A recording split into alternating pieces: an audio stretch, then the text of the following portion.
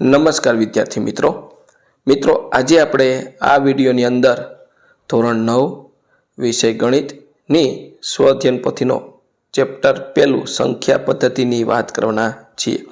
તો અહીંયા મિત્રો ગણિતના ચેપ્ટર પહેલાનું સંપૂર્ણ સોલ્યુશન છે। મિત્રો આવા જ સોલ્યુશન મેળવવા માટે આપણી ચેનલને સબસ્ક્રાઇબ કરો અને આ વિડીયો તમારા મિત્રો સાથે શેર કરો।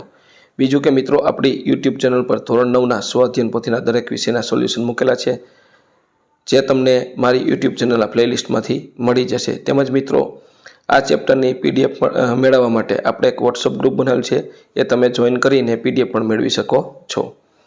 તો અહીંયા શરૂ કરીએ ધોરણ 9 વિષય ગણિતની સ્વઅધ્યયન પોથીનો પાઠ નંબર 1 સંખ્યા પદ્ધતિ। તો આ રીતની આપણે અહીંયા બેઝિક માહિતી આપેલી છે બધી।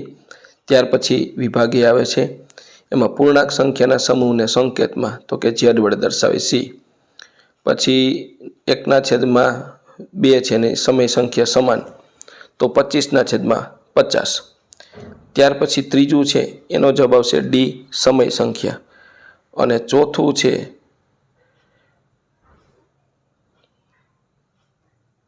તો એ સમય સંખ્યા અસમય સંખ્યા નથી, એટલે કે સમય સંખ્યા છે, બરાબર। 2025 છે એનું વર્ગમૂળ નીકળે 45, એટલે સમય સંખ્યા નથી, એટલે ડી।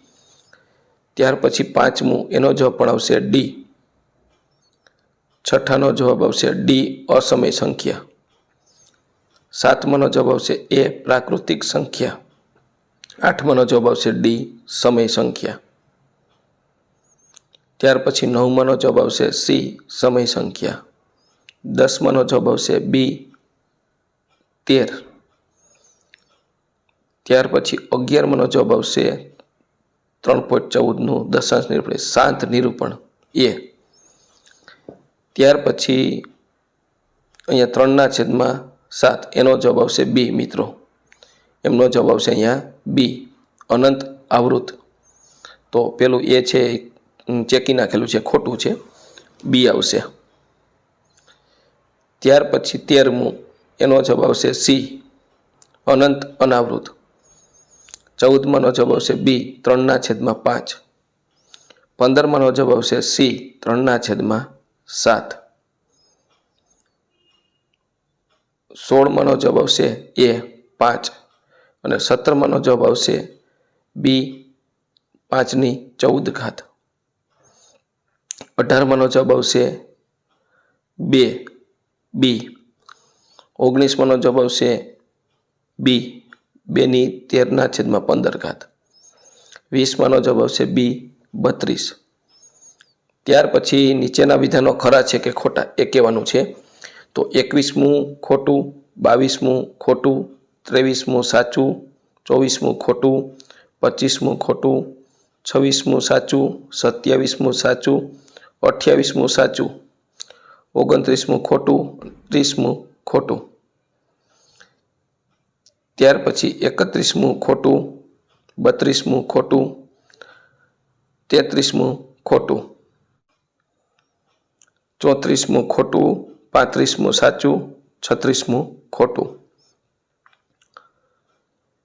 ત્યાર પછી અહીંયા 37મું ખોટું, 38મું સાચું, 39મું સાચું, 40મું ખોટું, 41મું ખોટું, 42મું ખોટું,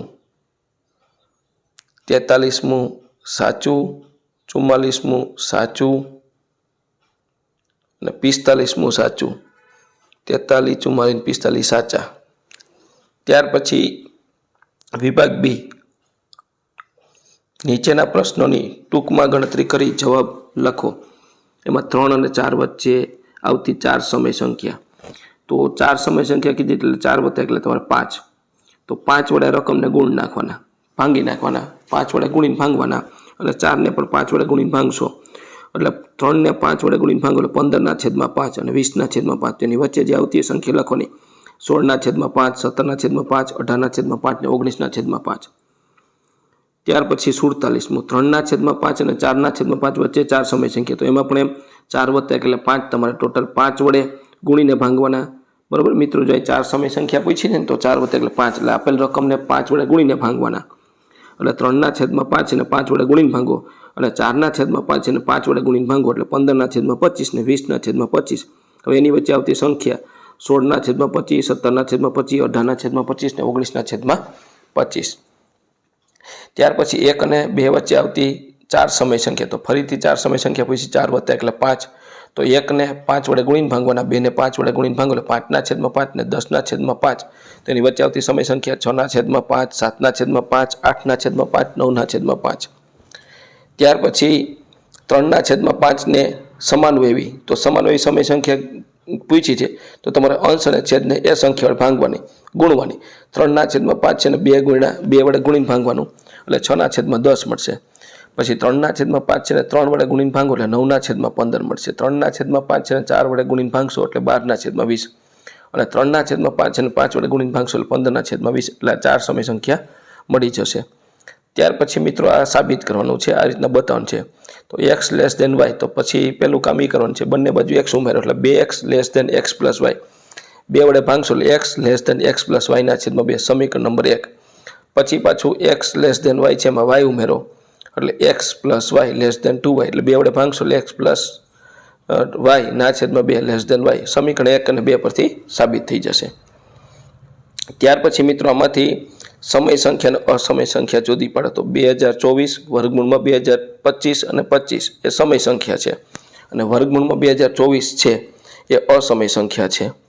ત્યાર પછી 52મું છે, તો વર્ગમૂળ 2 સંખ્યા રેખા પર દર્શાવો, તો આપણે 1 સેમી માપ લેવાનું છે, ઓએનું માપ અને એબીનું માપ પણ 1 સેમી લેવાનું છે. એના આધારે કાટકોણ ત્રિકોણ બનશે વર્ગમૂળ 2 આધારો અને સંખ્યા રેખા પર ત્યારે તમે ચાપ મારશો એટલે આ રીતનું બિંદુ C મળશે. ત્યાર પછી તમારે વર્ગમૂળ 3 છે અને સંખ્યા રેખા પર દર્શાવવાના છે, તો આ રીતનું તમે 1 સેમી લઈને વર્ગમૂળ 2 બનશે અને વર્ગમૂળ 2 ઉપરથી તમારે ફરીથી પાછો કાટકોણ ત્રિકોણ કરશો એટલે વર્ગમૂળ 3 મળશે. તો આ રીતની એની આકૃતિ થશે.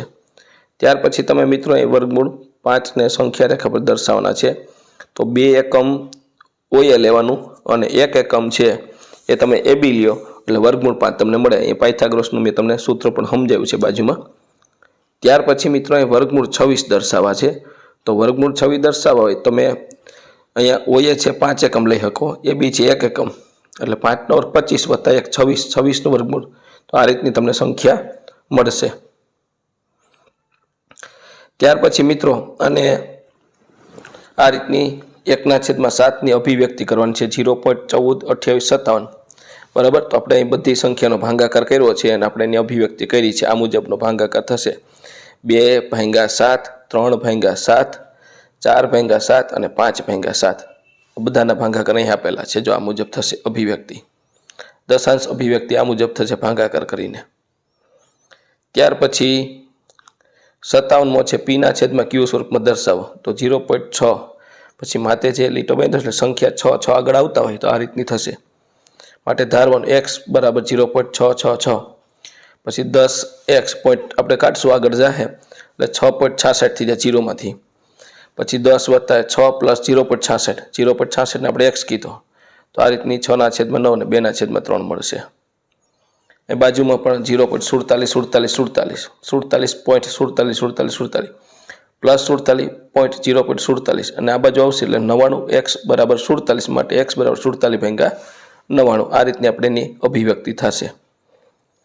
ત્યાર પછી અહીંયા 0.333 બરાબર 0.3 બરાબર, એને આપણે ઉપર લીટો કર્યો છે, આગળ 3 છે એટલે p/q સ્વરૂપમાં દર્શાવવાનું છે, તો આ મુજબ એ પણ થશે. અહીંયા 0.333 માટે 10x બરાબર 3.333, પછી 10x વત્તા 3 વત્તા 0.333 એને આપણે x કીધું છે, 10x ઓછા x બરાબર 3 માટે 9x બરાબર 3 માટે 3/9 1/3 થશે.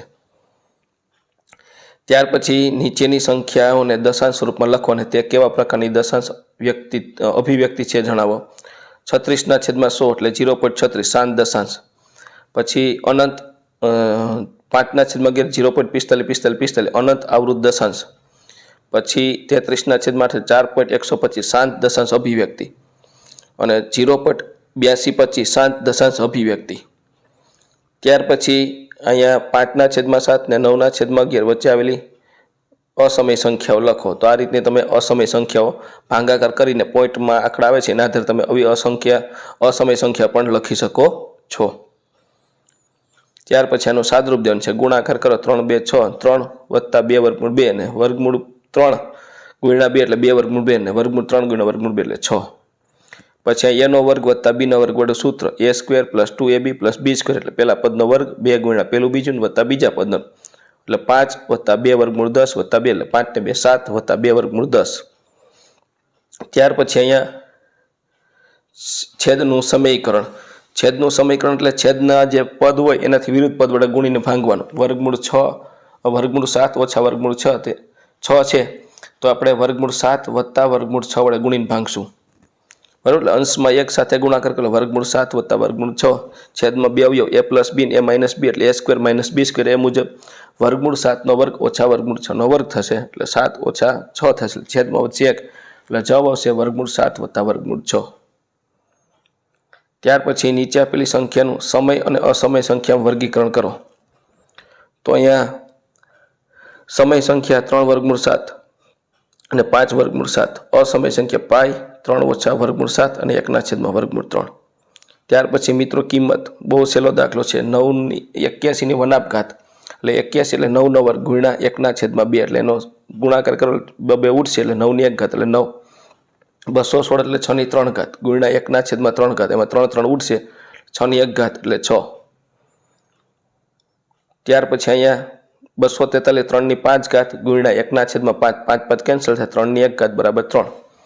પછી 16 એટલે 2 ની 4 ઘાત ગુણ્યા 3/4 એમાંથી 4 4 ઉડશે એટલે 3 ની 4 ઘાત 3 ની 4 4 ઉડશે એટલે 2 ની 3 ઘાત 2 ની 3 ઘાત એટલે 8।